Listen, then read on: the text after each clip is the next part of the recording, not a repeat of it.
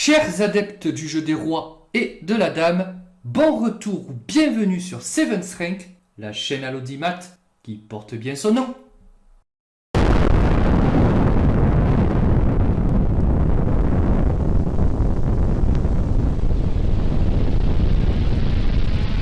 Et aujourd'hui, je vous propose une série de non pas deux, comme j'ai pour habitude de le faire, mais 3 vidéos consacrées à la défense. Et pourquoi ça? Parce que défendre est plus difficile qu'attaquer.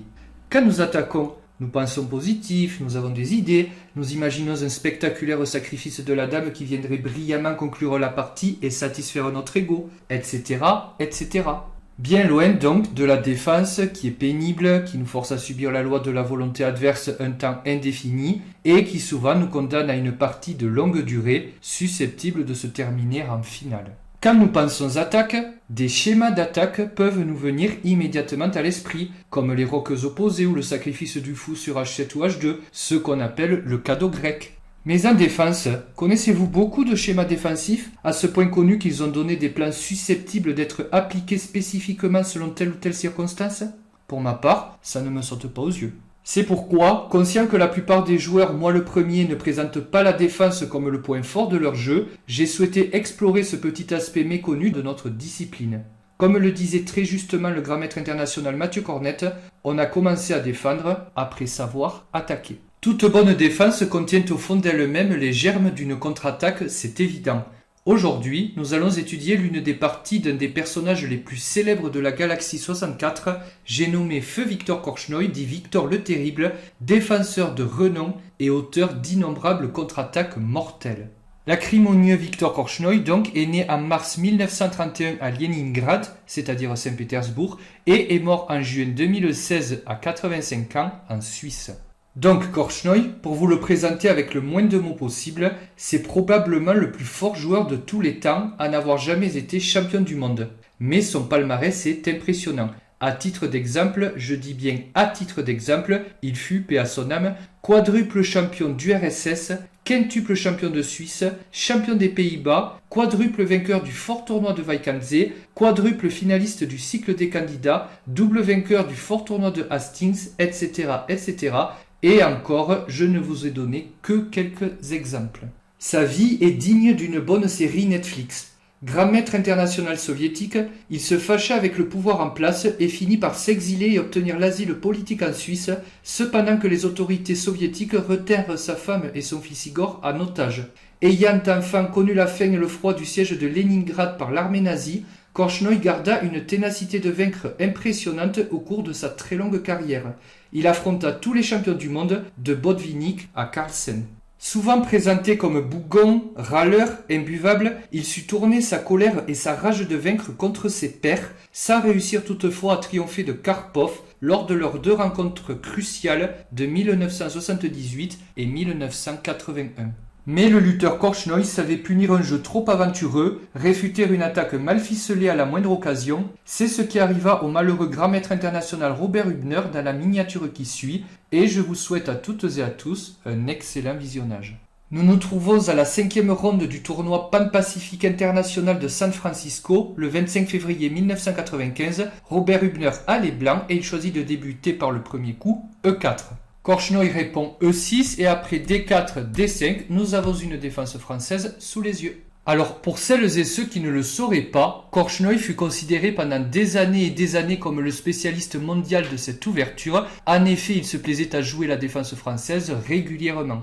Dans la partie, le grand coup cavalier C3 a été joué. Voyons rapidement les alternatives après D5. Donc vous avez E5 qui est la variante d'avance dans laquelle les blancs tentent de jouer immédiatement l'espace. La variante d'avance était la favorite d'Aaron Nimzowitsch dont nous avons déjà parlé sur cette chaîne. Vous avez également cavalier D2 qui était la variante favorite de Karpov qu'on appelle la variante Tarrasch. Et enfin l'hérétique variante d'échange que les joueurs au noir détestent. Ça je le sais par expérience. l'expérience. Revenons à la partie, donc après le coup D5, cavalier C3 a été joué, et ici il existe plusieurs possibilités, dont le grand coup fou B4, la variante Winauer dans laquelle on vient clouer de façon absolue le cavalier en C3, mais ce n'est pas ce qui a été joué dans la partie. Après cavalier C3, Korchnoi a opté pour la variante Steinitz, cavalier F6 qui vient rajouter de la pression sur le pion E4, attaqué 2 fois et défendu une seule. Ici, le grand coup est E5, on attaque le cavalier, on prend de l'espace, le cavalier recule en D7, ce choix est stratégique puisque la poussée thématique des noirs se trouve en C5, le cavalier va donc appuyer cette poussée. Alors pourquoi les noirs choisissent-ils de pousser leur pion en C5 ? C5 est en fait ce qu'on appelle une rupture thématique. Les noirs, comme les blancs d'ailleurs, vont devoir jouer selon les plans respectifs de leur ouverture et selon des principes, des lois positionnelles qui ne peuvent outrepasser sous peine d'aller dans le mur. C'est logique. Mais alors, pourquoi C5 ? Parce que jouer C5, c'est l'assurance d'utiliser un pion de l'aile pour venir fracasser le centre des blancs. Une fois qu'on aura joué C5, on attaquera le centre des blancs. Le cavalier B8, une fois qu'il aura sauté sur sa case naturelle C6, se joindra avec le pion C à l'attaque du pion central D4, très important chez l'adversaire. Et le pion C n'étant plus sur sa case d'origine, la dame noire sera libre de venir sur B6, se joindre elle aussi à l'attaque du pion D4. Je précise enfin que depuis B6, la dame noire gardera un œil sur le pion B2 des blancs. Je dis ça, je dis rien. Quant aux blancs, leur plan de jeu va être radicalement différent. En effet, les blancs vont avoir pour plan d'attaquer le roi noir adverse qui aura normalement roqué à l'aile roi. Ils vont tenter eux-mêmes de roquer le plus vite possible, ils vont généralement placer un fou sur D3 qui viendra taper sur H7 et ils vont utiliser la rupture F4, F5 pour venir ouvrir l'aile roi et le centre et venir éventrer par là même le roi noir. D'ailleurs, si vous ne me croyez pas, les deux prochains coups de la partie assez curieusement sont F4 et C5, c'est assez drôle. Donc jeu à l'aile roi et chasse au roi pour les blancs contre jeu à l'aile dame et tentative de percer de l'aile dame avec peut-être des promotions à suivre pour les noirs. Et c'est ici qu'on commence à comprendre pourquoi la défense française, centrale dans notre vidéo du jour, est en fait une arme de défense qui plaisait tant au lutteur acharné Korchnoi.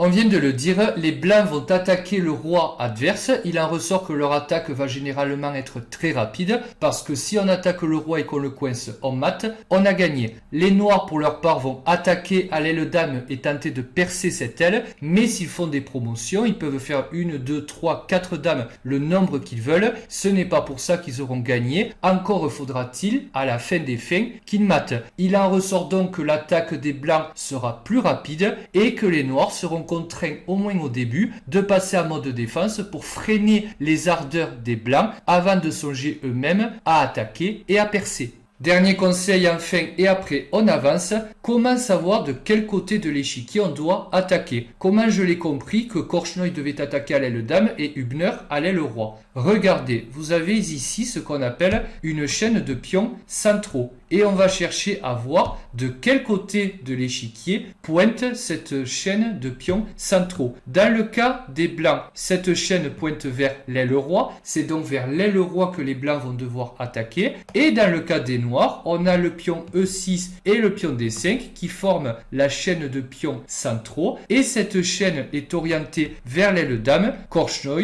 donc va devoir attaquer à l'aile dame. Allez, on avance. D'ailleurs, les prochains coups sont directement liés au plan dont je vous ai parlé. Les blancs jouent cavalier F3, les noirs répondent cavalier C6 et maintenant fou E3. Les blancs continuent de développer du matériel en venant attaquer le pion C5, raison pour laquelle C prend D4 est joué. En même temps, on affaiblit un petit peu le pion E5 puisque dès que F5 avancera, ce pion ne sera plus protégé ou plus suffisamment. Maintenant, cavalier prend D4 récupère le pion et dame B6. Ce n'est pas parce que le pion D4 a disparu qu'on va s'empêcher de mettre la dame sur cette bonne case en B6. En même temps, on vient attaquer le pion B2 puisque le fou est venu en E3 et ne le surveille plus. Attention tout de même à une découverte désagréable qui pourrait se produire après que le cavalier D4 ait bougé. Et ici, Hübner va tenter de forcer les choses par cavalier CB5. Alors pourquoi je parle de forcer les choses? Parce qu'il joue une même pièce une deuxième fois dans l'ouverture, ce que généralement on déconseille aux débutants. Mais par cavalier CB5, il vient installer un cavalier dans le camp ennemi et il montre donc ses volontés d'attaquer, de mettre à mal Korchnoi dès le début.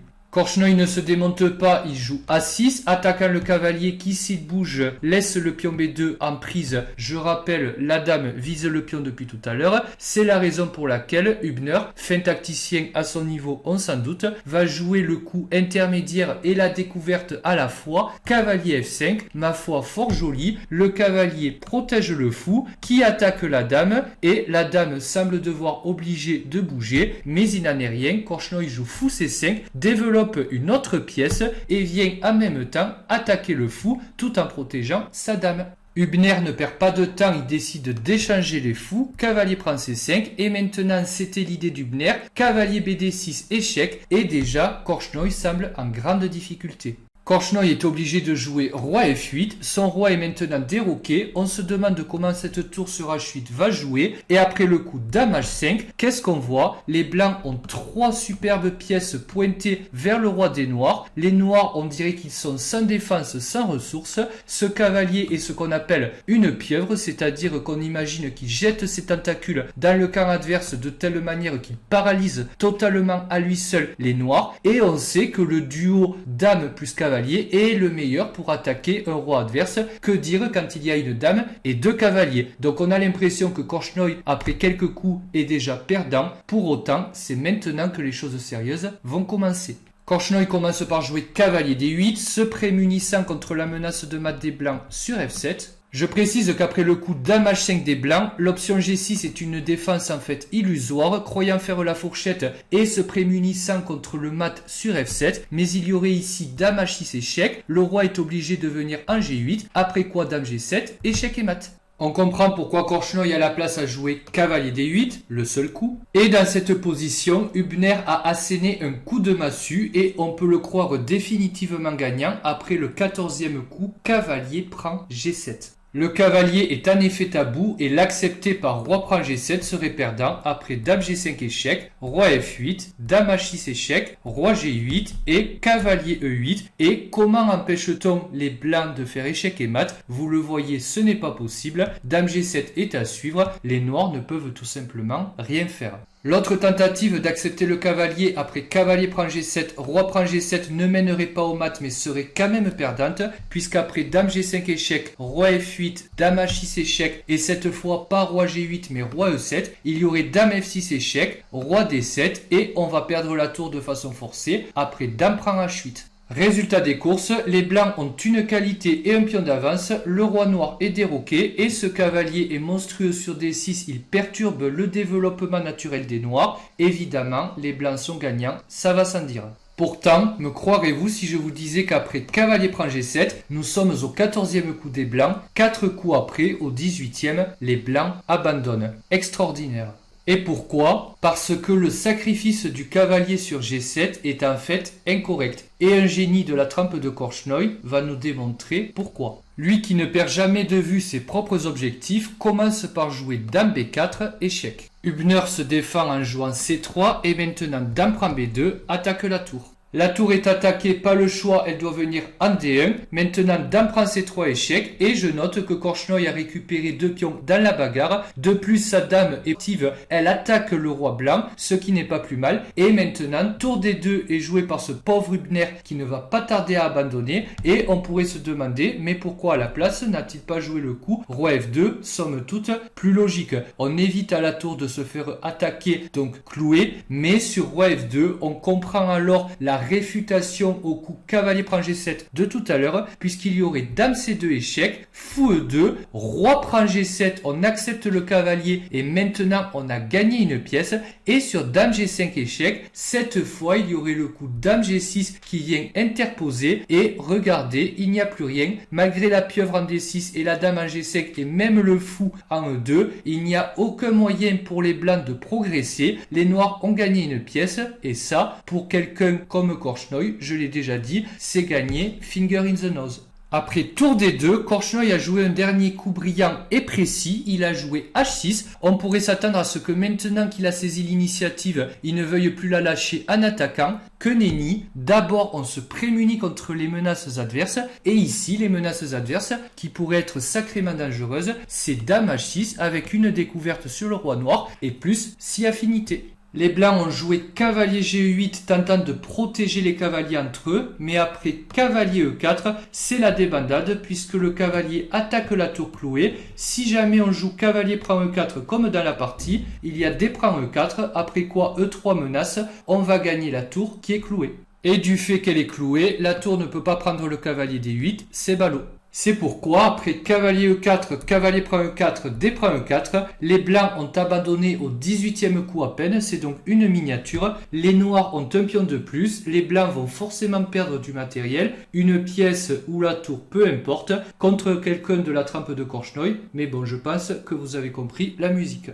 Pour conclure, qu'est-ce qu'on peut retenir de ce petit cours ? La première chose, c'est qu'attaquer avec seulement quelques pièces n'est pas forcément une bonne idée. On l'a vu, Hübner a utilisé seulement quelques pièces, il en avait encore pas mal à la maison. On voit que Korchnoi l'a puni pour ça. Pensez bien à développer tout votre matériel. La deuxième, identifiez bien sûr les menaces directes de votre adversaire. Ne vous faites pas mater, ne perdez pas de matériel bêtement. Enfin et surtout, pensez toujours positif, ne perdez jamais de vue vos propres chances, votre propre contre-jeu. Ce n'est pas parce que l'adversaire semble avoir une très forte attaque que son attaque va forcément marcher, et à contrario, ce n'est pas parce que vous semblez ne rien avoir que ça ne va pas fonctionner. Vous l'avez vu, Korchnoi est un éternel optimiste, il va de l'avant, faites de même, allez de l'avant et vous verrez, ça s'arrangera grandement. Ah, et je précise que dans cette position, nous sommes au 19e coup, je me suis trompé, le 18e coup, c'est celui-là. Enfin, je me voyais mal terminer sans une petite citation de Victor Hugo qui, je trouve, caractérise très bien Victor Korchnoi, à qui seul le titre de champion du monde a manqué à sa carrière et à sa vie. Cette citation est extraite du livre premier Aurore des contemplations et du poème à ma fille. Je vous la lis. Oui, de leur sort tous les hommes sont las, pour être heureux, à tous destin morose, tout a manqué. Tout, c'est-à-dire hélas, peu de choses. Écoutez, cette vidéo touche maintenant à sa fin, j'espère qu'elle vous a plu. N'hésitez pas, comme d'habitude, à me laisser un petit mot d'encouragement et un petit pouce bleu, j'apprécie. Échéquistes de tous les pays, abonnez-vous. Et de toute façon, moi je vous revois très bientôt pour une prochaine vidéo. Ciao ciao!